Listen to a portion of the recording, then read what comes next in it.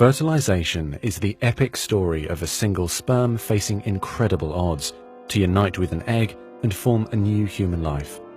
It is the story of all of us.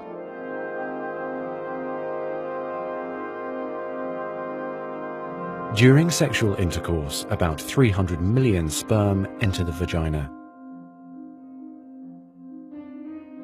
Soon afterward, millions of them will either flow out of the vagina or die in its acidic environment.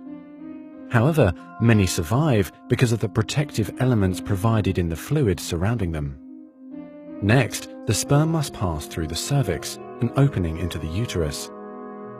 Usually, it remains tightly closed, but here the cervix is open for a few days while the woman ovulates.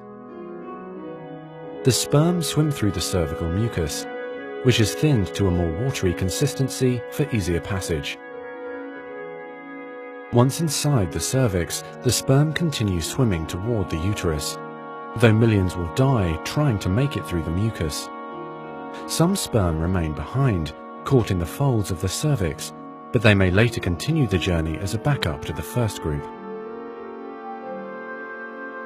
Inside the uterus, muscular uterine contractions assist the sperm on their journey toward the egg. However, resident cells from the woman's immune system, mistaking the sperm for foreign invaders, destroy thousands more.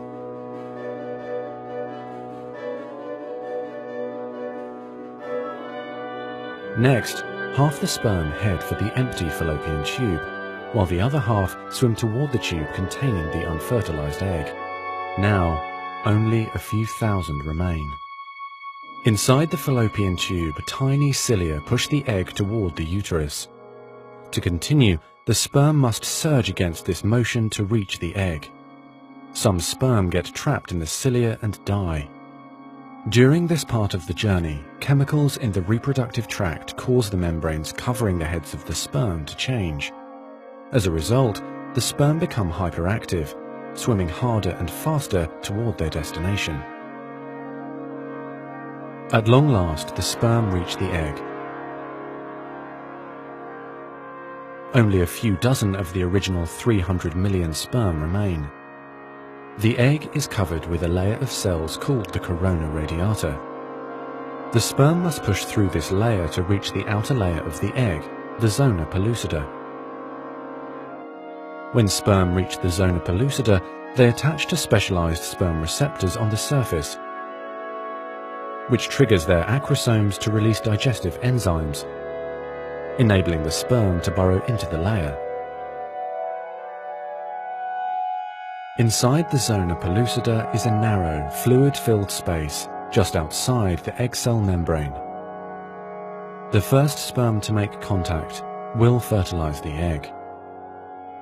After a perilous journey and against incredible odds, a single sperm attaches to the egg cell membrane. Within a few minutes, their outer membranes fuse and the egg pulls the sperm inside. This event causes changes in the egg membrane that prevent other sperm from attaching to it. Next, the egg releases chemicals that push other sperm away from the egg and create an impenetrable fertilization membrane. As the reaction spreads outward, the zona pellucida hardens, trapping any sperm unlucky enough to be caught inside. Outside the egg, sperm are no longer able to attach to the zona pellucida. Meanwhile, inside the egg, the tightly packed male genetic material spreads out.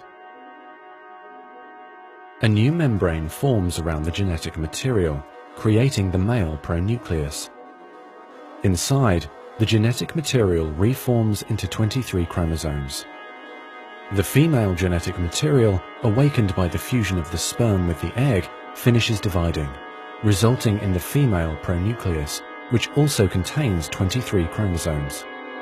As the male and female pronuclei form, spiderweb-like threads, called microtubules, pull them toward each other.